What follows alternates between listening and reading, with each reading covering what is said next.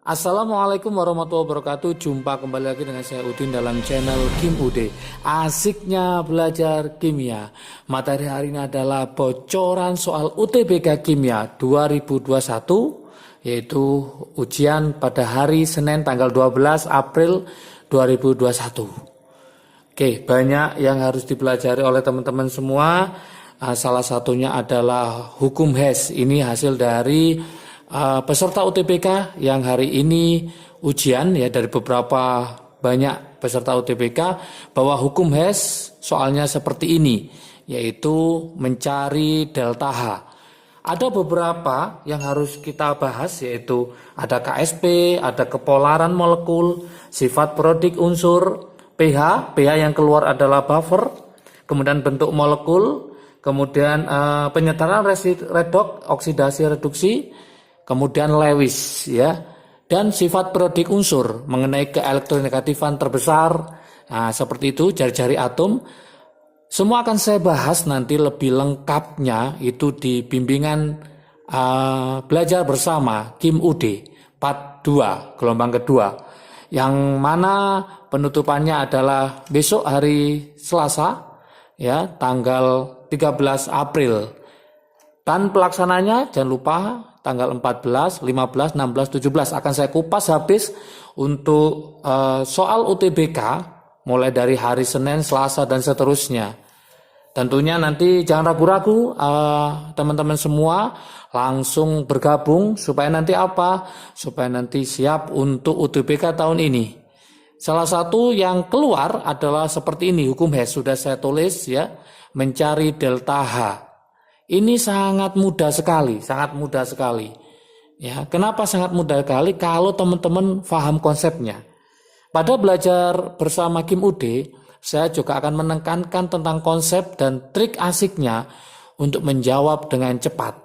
Sehingga diharapkan nanti waktu untuk mengerjakan, ingat waktunya itu adalah 22,5 menit, hanya 15 soal. Dalam waktu segitu maka diperlukan ketepatan yang tinggi dan strategi yang jitu untuk bisa mengerjakan. Oke, soal seperti ini nggak sampai 1 menit ya dikerjakan. Kenapa? Karena kalau sudah tahu konsepnya. Tapi kalau nggak tahu konsepnya memang agak sulit. Dan ingat, di soal UTBK banyak jebakan yang terjadi. Untuk soal UTBK tahun ini ternyata soalnya tidak terlalu panjang. Tidak terlalu panjang kayak tahun sebelumnya. Narasinya nggak terlalu panjang, pendek-pendek, tapi ingat, sangat mengena. Artinya apa? Harus diselesaikan dengan cepat. Oleh karena itu dengan belajar bersama Kim UD, nanti akan saya kasihkan poin-poinnya yang mana yang harus dianalisis, tidak semuanya. Oke, saya ngasih beberapa cuplikan aja untuk bocoran soal UTBK. Untuk lebih jelasnya, lebih lengkapnya silakan bergabung dengan belajar bersama Kim UD. Selama 4 hari kalian akan mendapatkan bekal untuk bertarung di UTBK dan pastinya kalian nanti akan mendapatkan nilai yang maksimal. Oke, ini akan saya coba untuk membahas hukum Hess ya, hukum Hess. Saya kasih konsep dasarnya dulu, gimana cara menjawab yang benar dan cepat. Saya kasih triknya dulu, hukum Hess. Misalkan ya, nah ini saya kasih solusinya di sini. Solusinya. Oke. Misalkan saya punya daerah seperti ini ya, saya punya Surabaya, kemudian Malang. Ini konsepnya dasarnya ya, supaya nanti paham. Kemudian di sini ada Mojokerto, kemudian Jombang, gini. Di sini saya kasih Pandaan. Malang ke Surabaya langsung ditempuh dengan patas, berarti arahnya langsung ke Surabaya. Ini delta H1. Bisa ke Pandaan dulu, diam sejenak, delta H2. Baru dari Pandaan ke Surabaya. Ini berarti delta H3. Atau lewat jalan lain boleh. Kemana dulu? Ke Mojokerto, ya. Kemudian ke Jombang, baru ke Surabaya. Terserah ya. Penting sampai mana? Sampai Surabaya. Inilah hukum Hess. Berarti ini delta H3, delta H4, delta H5, delta H6. Seperti ini. Berarti kesimpulannya mencari delta H1 itu bisa dilakukan dengan menjumlah delta H2 ditambah delta H3. Kenapa dijumlah? Karena dia searah. Atau mencari delta H1 itu sama dengan apa? Delta H4 ditambah delta H5 ditambah delta H6. Seperti ini. Jika nanti ada soal misalkan ya, panahnya ke atas. Ini ke atas ya. Ini ke atas gini seperti ini. Ya, ini pernah sudah saya bahas di prediksi sebelumnya, silakan dilihat ya. Nah, keluar ya. Delta H1, ini delta H2. Ini delta H3. Nah, misalkan seperti ini. Maka rumusnya delta H1 bagaimana?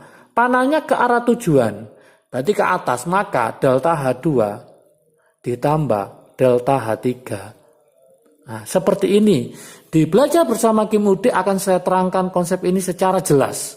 Supaya apa? Nanti kalau terjadi model lain dari peserta UTBK untuk hari berikutnya sudah paham. Tidak akan istilahnya sulit untuk menjawab. Soal saya ganti sekarang, saya rubah. Tidak seperti ini, saya rubah. Ini ke atas. Ini ke bawah. Ini ke bawah seperti ini. Apa yang terjadi nanti? Ini tetap delta H1, ini delta H2, ini delta H3. Ternyata maunya ke atas, tapi semuanya ke bawah. Maka yang ke bawah kita kasih min. Kenapa? Karena dia bertolak belakang dengan tujuannya. Maka mencari delta H1 sama dengan jadi min. Berarti min delta H2, kemudian min lagi. Kenapa? Karena dia juga bertolak belakang. Berarti min delta H3. Seperti ini. Inilah konsep dasarnya atau trik asiknya. Sehingga soal seperti ini, soal peserta UTBK hari Senin tadi ya, tanggal 12 April 2021, kalau seperti ini sampai salah, waduh fatal betul ya. Jangan sampai salah. Seperti ini sangat mudah sekali. Berarti kalau kita lihat di sini untuk menjawab soal ini, maka mencari delta H1, delta H3, berarti kita mainkan ini. Delta H1 ini searah, berarti ini plus, ini berlawanan, berarti ini min. Berarti rumus ini bisa saya kerjakan ya.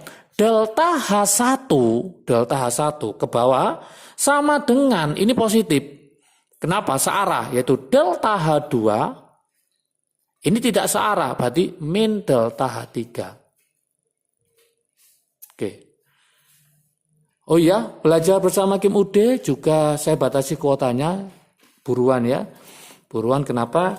Karena nanti jangan terlewatkan belajar bersamanya. Karena saya akan fokus untuk membimbing teman-teman semua supaya nanti tambah bisa ya. Lah, saya lanjutkan lagi. Mencari delta H3, kita pindah ke sini, berarti delta H2 dikurangi delta H1. Sudah tinggal kita masukkan. Delta H2 adalah min 33,8 dikurangi dalam kurung delta H1 adalah min 90,4. Maka sama dengan min 33,8, min kali min berarti plus ya, plus 90,4. Maka hasilnya adalah plus berapa? 56,6 kilojoule per mol. Kalau bingung lagi, ini tandanya kan positif. Kenapa positif? Karena ke atas. Ke atas itu endoterm. Nah, ini positif. Ini kenapa negatif? Karena ke bawah, eksoterm. Ini kenapa negatif? Karena dia ke bawah, eksoterm. Jadi reaksi eksoterm itu ke bawah, reaksi endoterm ke atas. Tapi ingat, jebakannya, jawabannya bukan ini. Hati-hati. Ini untuk berapa mol? Untuk 1 mol per mol. Yang diminta soal itu adalah untuk berapa mol? Untuk 2 mol. Nah, berarti untuk 2 mol, bukan 1 mol. Maka jawabannya, kalau 1 mol ketemu plus 56,6 kilojoule, Maka kalau 2 mol ketemu berapa? Tinggal dikalikan saja. Berarti ketemu plus endoterm ya. Berarti 113,2 kilojoule. Inilah jawabannya. Sangat mudah sekali. Oke, inilah salah satu contoh soal-soal UTBK dari peserta UTBK pada hari Senin tanggal 12 April. Oke, nanti akan kita tunggu. Banyak ya yang sudah masuk ke Kim UD. Nanti babnya tadi sudah saya sebutkan di awal, ada kepolaran, sifat periodik unsur, ada pH. Ingat yang keluar hanya pH buffer ya untuk hari Senin ini ya. pH buffer, kemudian bentuk molekul, tidak menutup kemungkinan untuk hari Selasa, Rabu dan seterusnya pH hidrolisis juga atau pH yang lainnya. Maka tetap pada belajar bersama Kim UD akan saya kupas tentang pH, tapi lebih fokus ke pH penyangga. Kemudian ada Lewis ya, Lewis. Kemudian sifat periodik unsur yaitu sifat keelektronegatifan yang terbesar. Nah, itu harus paham juga.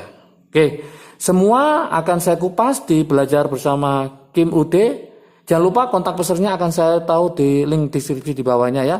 Jangan lupa, silakan langsung mendaftar supaya apa? Supaya tidak terlewatkan lagi.